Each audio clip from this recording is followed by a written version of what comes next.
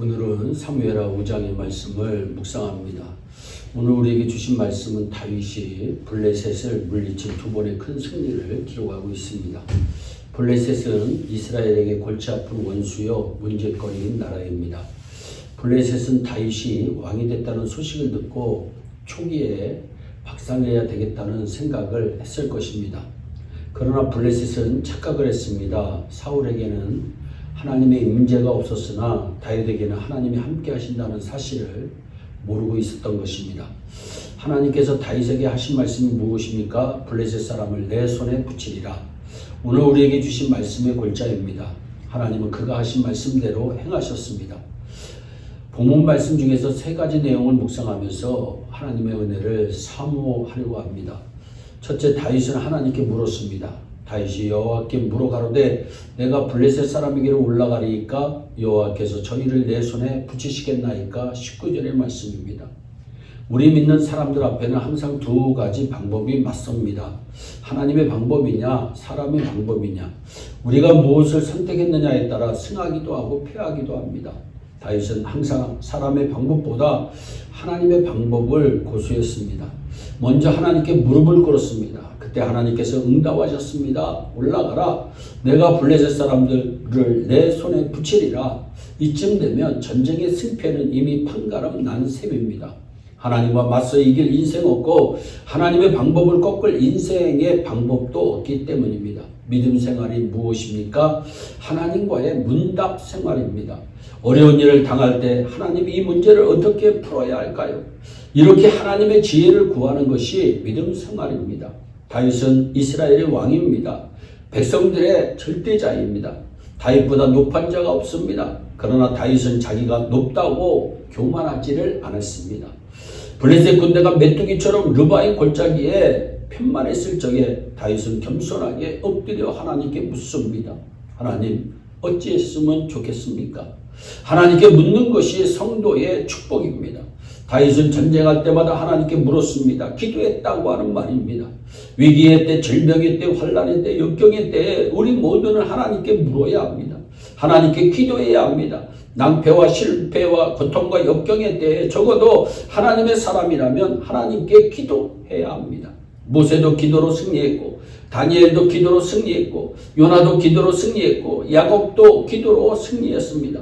어찌 우리라고 예일 수 있겠습니까? 우리 모두도 해낼 수 있습니다. 기도로 승리할 수 있습니다. 갈멜산 꼭대기에서 엘리야를 보세요. 그가 간절히 하나님께 기도합니다. 여호와여 내게 응답하여 주시오. 여호와여 내게 응답하소서. 제단에는 기도가 있어야 합니다.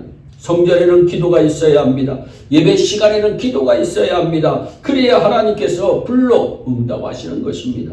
둘째, 다윗은 말씀대로 순종했습니다. 이에 다윗이 여호와의 명한대로 행했다. 25절의 말씀입니다. 다윗은 자기 고집 부리지 아니했습니다. 다윗은 자기 주장 내세우지 아니했습니다. 첫 번 공격할 때 하나님께서 올라가서 마주 싸우라 하심에 다윗은 그대로 순종합니다. 그리고 승리하고서 그곳 이름을 바알 브라심이라고 했습니다. 우리가 믿고 있는 하나님은 바알 브라심의 하나님입니다. 승리케 하시는 하나님이시란 의미입니다.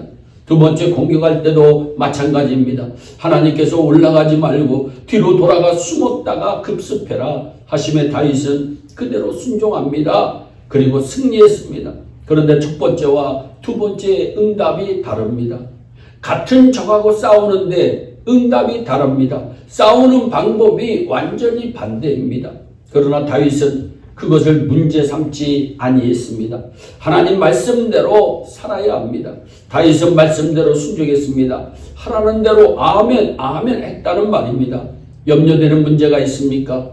베드로전서 5장 7절에 너희 염려를 다 주께 맡겨버리라 말씀합니다. 낭패와 실망을 당한 성도가 있습니까? 낭망할 것 없습니다. 우리가 믿고 있는 예수님이 우리와 함께 하시는 하나님이십니다. 우리 모두는 하늘을 새처럼 날 수는 없습니다. 그러나 비행기를 타면 우리는 유럽의 어느 나라 다 갈 수 있습니다. 우리는 시속 60마일의 속력으로 달릴 수 없습니다.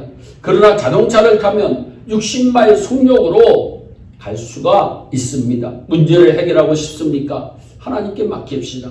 하나님께 순종하십시다. 하나님은 내 문제를 능히 해결해 주실 수 있으신 분이십니다. 하나님께서 엘리야에게 말씀하십니다. 그리 시냇가에 숨어라. 엘리야가 그대로 순종합니다. 이때 엘리야의 모습은 처량하기 그지없었습니다. 또 엘리야의 사역이 실패한 것처럼 보이기도 했습니다. 그러나 엘리야가 실패했습니까? 하나님의 말씀대로 순종한 것뿐입니다. 숨은 것이 도망한 것이 엘리야의 실패입니까? 하나님의 분부를 순종한 것뿐입니다. 거기에 기도의 골반이 있기 때문입니다. 그리 시냇가로 숨으라 하셨습니다. 엘리야를 훈련시키고 단련시키기 위함입니다. 물론 그리 시냇가는 먹을 것이 없습니다. 끓일 양식이 없습니다. 식당이 없습니다. 아무것도 없습니다. 그러나 하나님께서 그리 시냇가에 숨게 하는 엘리야를 어찌 굶게 하시겠습니까?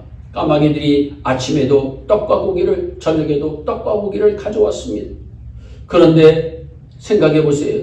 여기에 문제가 있습니다. 까마귀는 탐욕스러운 새입니다. 먹기를 탐하는 새입니다.